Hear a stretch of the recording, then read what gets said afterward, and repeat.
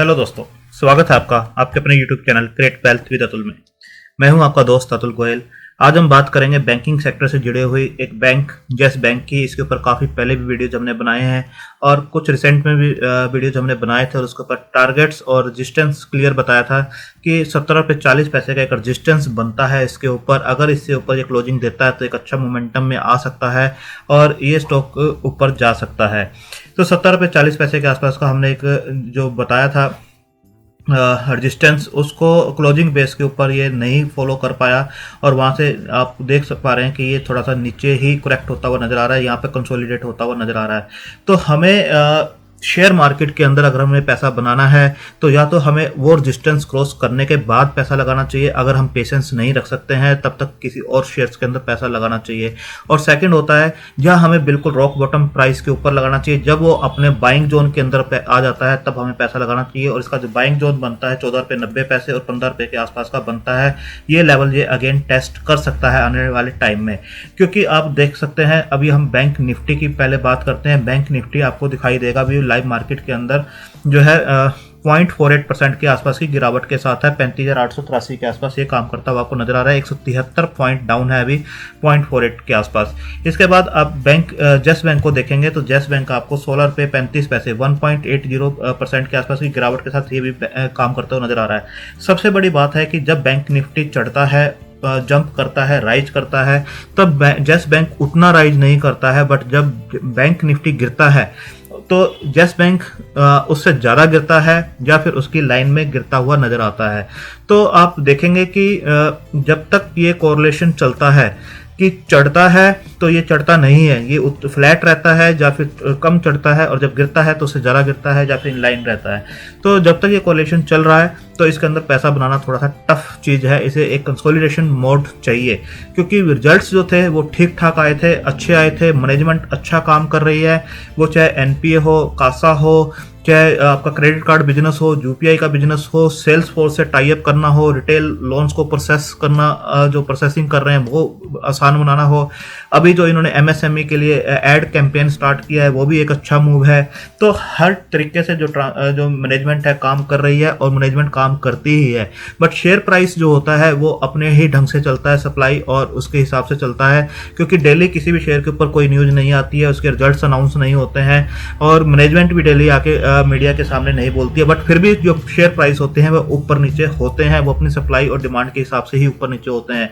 तो आप देख सकते हैं आज ये शेयर जो है अभी कोई न्यूज़ इसके अंदर नहीं है, बट स्टिल बैंक निफ्टी के साथ ही ये रिलेट करता हुआ नीचे आपको आता हुआ दिखाई दे रहा है। तो हमने पहले भी बताया था जो टेक्निकल्स होते हैं, फंडामेंटल अलग चीज़ होती है। फंडामेंटल इस कंपनी के बिल्कुल अच्छे हो रहे हैं और आने टाइम में और भी स्ट्रॉन्ग होते चले जाएंगे। बट जो एक रिजल्ट्स आए थे उसके बाद जो 17 रुपये का लेवल इसने ब्रेक किया था, वो चाहे नेगेटिव इसके बारे में ब्रोकरेज हाउस का बोलना हो कि इसके जो टारगेट्स हैं वो अब 16 रुपये के बनते हैं, किसी ने बोला 14 रुपये के और किसी ने 11 रुपये और एक ने 6 रुपये के आसपास भी बोला एलारा कैपिटल ने कि 6 रुपये के आसपास भी इसके प्राइस या उससे भी नीचे जाते हुए नजर आएंगे। तो जो फंड रेजिंग की न्यूज़ थी और जो ब्रोकरेज हाउस की नेगेटिव जो पूरी न्यूज़ थी उसकी वजह से सेंटीमेंट बिल्कुल नेगेटिव होते नजर आया। इसने 17 रुपये के लेवल को ब्रेक किया। अब 17 रुपये 40 पैसे इसका एक रजिस्टेंस जोन बनता है। तो हमारा क्लियर मानना है कि हमें या तो बाइंग जोन के आसपास इसे खरीदना चाहिए अगर आपको अच्छे प्रॉफिट्स कमाने हैं, और या फिर उस रजिस्टेंस को ब्रेक करने के बाद खरीदना चाहिए। अगर आप 17 रुपये के आसपास खरीदते हैं तो शेयर आपको नीचे आता हुआ दिखाई देगा। 17 रुपये 40 पैसे का रजिस्टेंस को ब्रेक नहीं कर पाएगा और आपका जो पोर्टफोलियो रेड के अंदर दिखाई देगा। अगर आपने 15 रुपये के आसपास इसको उठाते हैं तो आपको लॉस होने की संभावना काफ़ी कम दिखाई देगी, क्योंकि वहाँ से भी स्टॉक हो सकता है नीचे जाए। बट अभी जो बाइंग जोन इसका बनता है वो 15 रुपये के आसपास का ही बनता है। धीरे धीरे आपको हो सकता है स्लिप होता हुआ वहाँ तक दिखाई दे। बट 17 रुपये 40 पैसे को ब्रेक करता है तो ये अगेन आपको अच्छे मोमेंटम में ऊपर जाता हुआ दिखाई देगा। तो आप देख सकते हैं जो रिजल्ट्स थे वो अच्छे आए थे, बट जो सेंटीमेंट है वो बिल्कुल स्टॉक के लिए थोड़े से नेगेटिव अभी चल रहे हैं। इसके बाद देख सकते हैं आज 16 रुपये 65 पैसे का प्रीवियस क्लोज इसने जो लगाया था, उसके बाद आज 16 रुपये 65 पैसे पे ही ओपन होता है और हाई सोलर पे 70 पैसे का बनाता है, लो जो है सोलर पे 30 पैसे का है और अभी सोलर पे 35 पैसे और 40 पैसे के बीच में काम करता हुआ आपको नजर आ रहा है 1.5% के आसपास की गिरावट के साथ में। इसके बाद देखेंगे 41,716 करोड़ का ये मार्केट कैप है इसका, और लार्ज कैप इसके को में इसे इंक्लूड कर लिया गया है। तो आने वाले टाइम में देखना होगा किस टाइप से म्यूचुअल फंड या एफआईआई की रेडार के ऊपर ये आता है और कैसे अकोमुलेशन इसके अंदर होती है। जो पहले बताया जा रहा था कि लार्ज कैप में इंक्लूड होने के बाद काफ़ी म्यूचुअल फंड अपनी पोर्टफोलियो को रिसफल करेंगे और यस बैंक के अंदर फ्री फ्लो होता हुआ नजर आएगा और अकोमुलेशंस होती हुई नजर आएंगी। तो उसको भी हमें देखना होगा, क्योंकि जो न्यूज होती है, देखो शेयर मार्केट में हमें बेसिकली पैसा बनाना है और पैसा कैसे बनाना है, किसी भी एक शेयर से इमोशनल अटैच होकर पैसा नहीं बनाया जा सकता कि यस बैंक से ही हमें पैसा बनाना है। अगर आपको कहीं और अपॉर्चुनिटी अच्छी मिलती है मीनवाइल, तो आपको बिल्कुल वहां पे पैसा बनाना चाहिए। और जब यस बैंक उस बाइंग जोन के अंदर आता है, यहाँ पे रिस्क कम से कम हो, बिल्कुल आपको इसके ऊपर उसे पैसा लगाना चाहिए।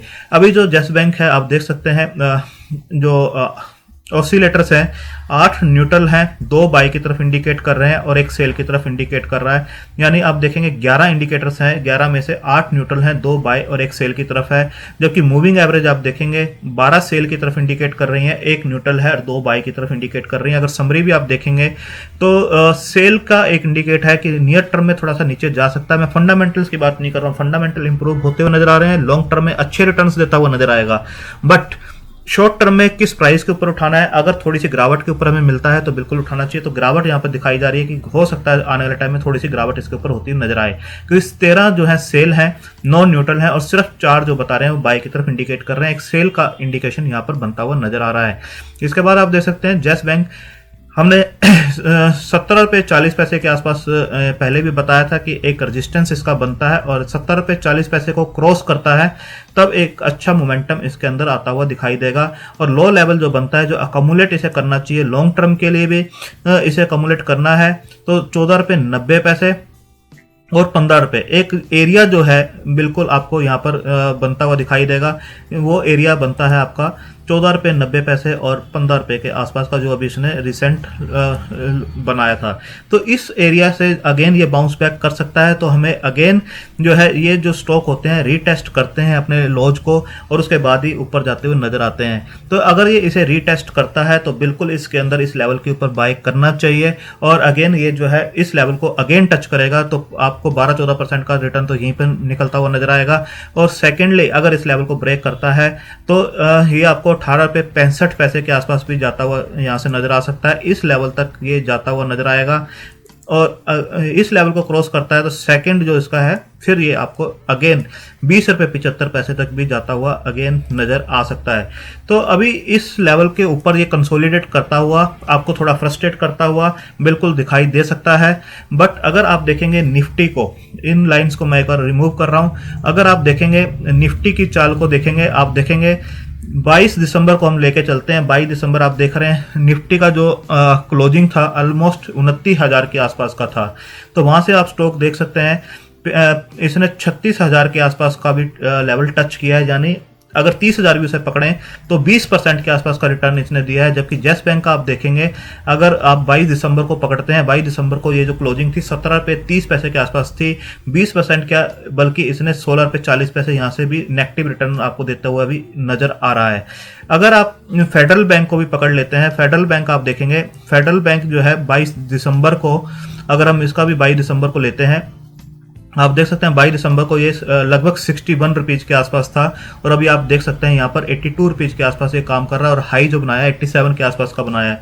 तो आप देख सकते हैं लगभग 60 रुपीज से ये भी जो स्टॉक है 30% के आसपास से ज्यादा रिटर्न आपको दे चुका है, 35% के आसपास रिटर्न ये स्टॉक दे चुका है। इसके बाद IDFC फर्स्ट को भी अगर आप देखेंगे, IDFC फर्स्ट जो है 22 दिसंबर को 32-33 रुपए का जो शेयर हुआ करता था वो आप देख सकते हैं यहाँ पर जो है 52 रुपीज के लेवल को भी टच कर चुका है, अभी 50 रुपीज के आसपास काम कर रहा है। तो आप देखेंगे 22 दिसंबर को 35 रुपए से जो स्टॉक है ₹52 को टच कर चुका है। तो आप देख सकते हैं 15 रुपये यानी 40% से भी ज़्यादा रिटर्न ये भी स्टॉक आपको दे चुका है।